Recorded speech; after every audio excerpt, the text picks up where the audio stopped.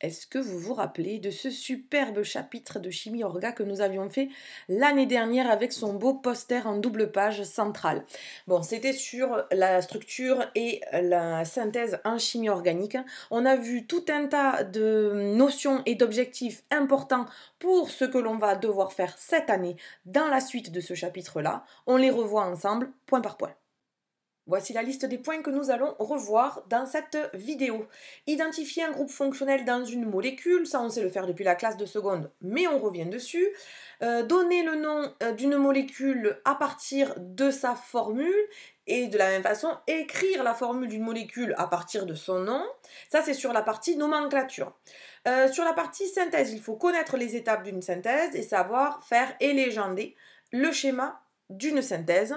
Concernant cette synthèse, il faut aussi connaître les différentes techniques expérimentales qui existent, ainsi que reconnaître quelques-uns des ions et de gaz. Ce sont les tests de reconnaissance.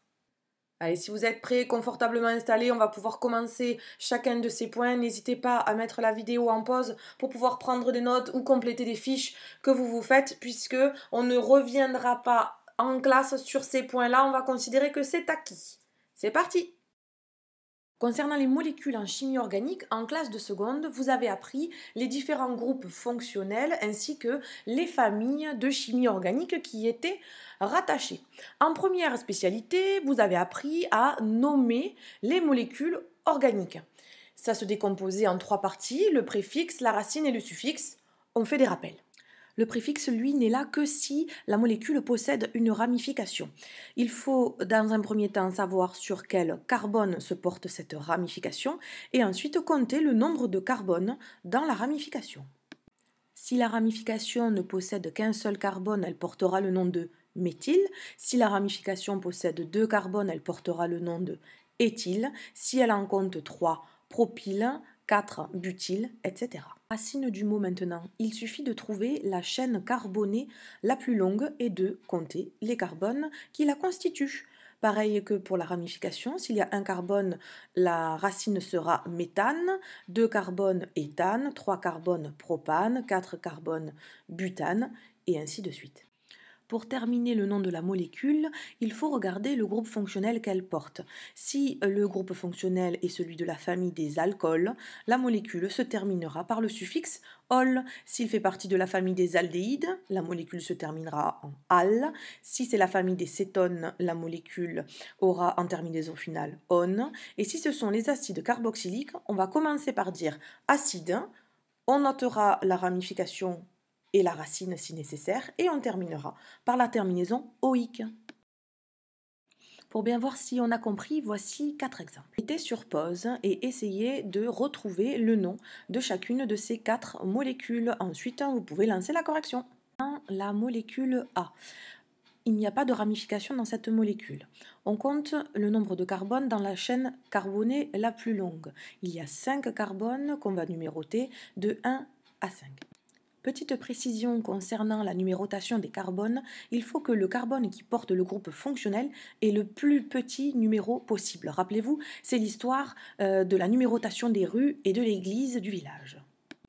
Ensuite, cette molécule A, elle porte comme groupe fonctionnel un groupe carbonyle. C'est une molécule de la famille des cétones. Le groupe cétone est porté sur le carbone numéro 3. La molécule A s'appelle donc le pentane 3-on. La molécule B est constituée par 4 carbones dans sa chaîne carbonée. Le groupe fonctionnel est porté par le carbone numéro 2, il est associé à la fonction alcool. La molécule B sera donc le butane de -ol. La molécule C contient une ramification, elle est entourée en vert sur le schéma. Cette ramification est portée sur le carbone numéro 3 et la ramification contient 2 carbones. Le nom de la molécule C commencera donc par 3-éthyle. Le C contient 5 carbones dans sa chaîne carbonée la plus longue et son groupe fonctionnel est le groupe carboxyle associé à la famille acide carboxylique. On nommera donc la molécule C acide 3-éthyle pentanoïque.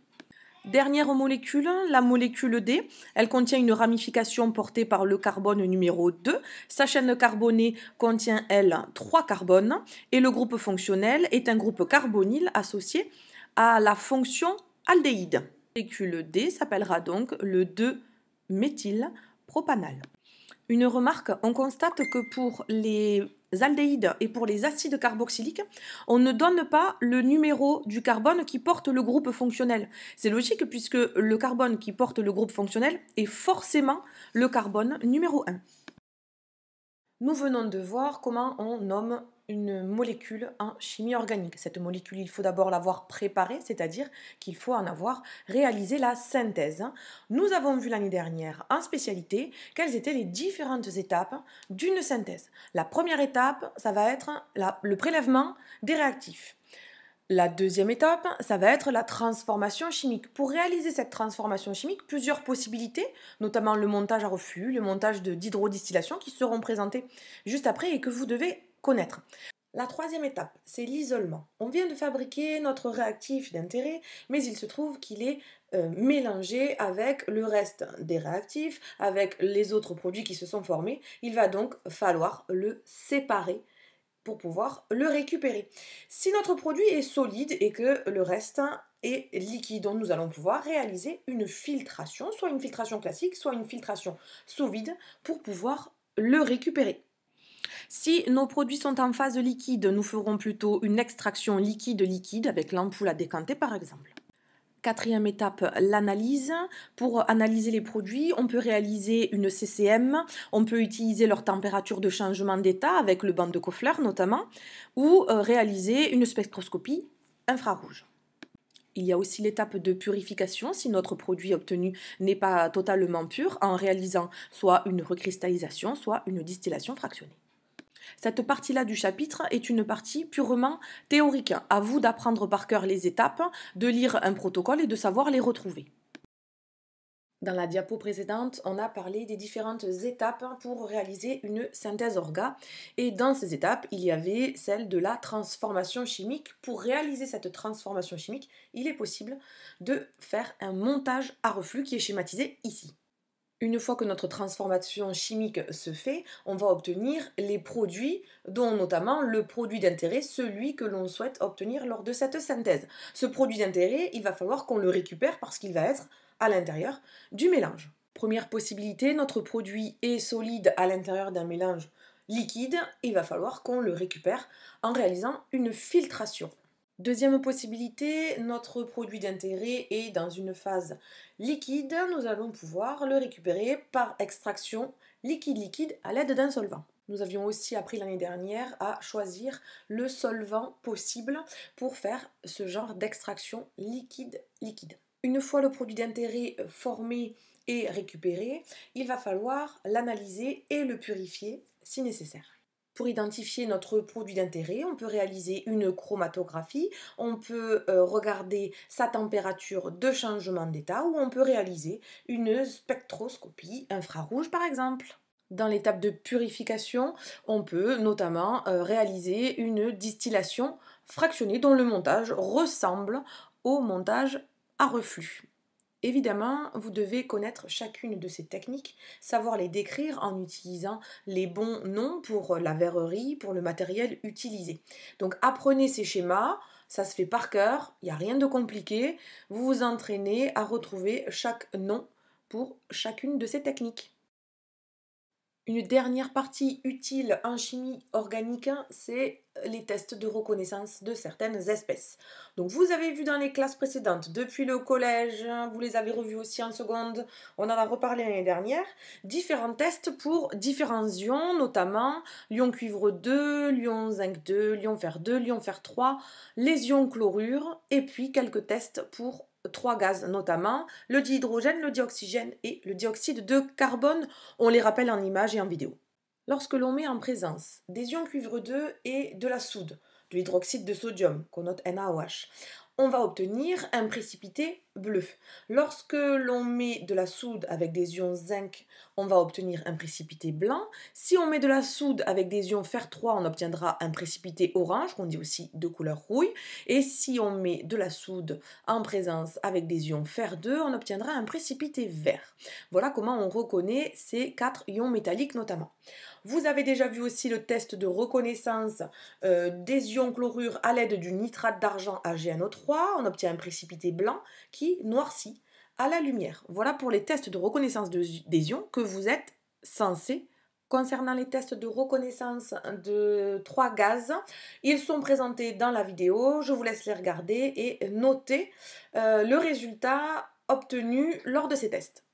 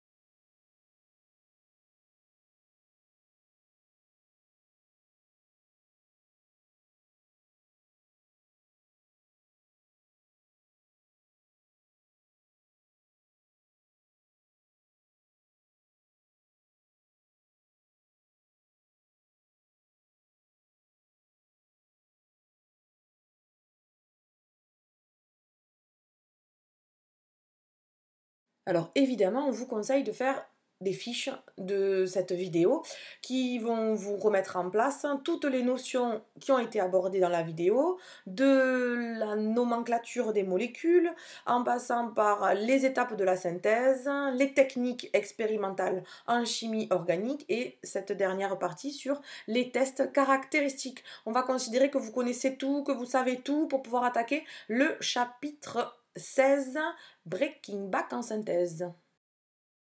Et parce que nous nous doutons que ce week-end vous n'allez pas mettre le nez dehors parce que vous révisez le bac blanc et que vous préparez votre nouveau chapitre de chimie, eh bien on vous donne un aperçu de ce qui se passe si vous aviez ouvert la fenêtre. Voilà, travaillez bien!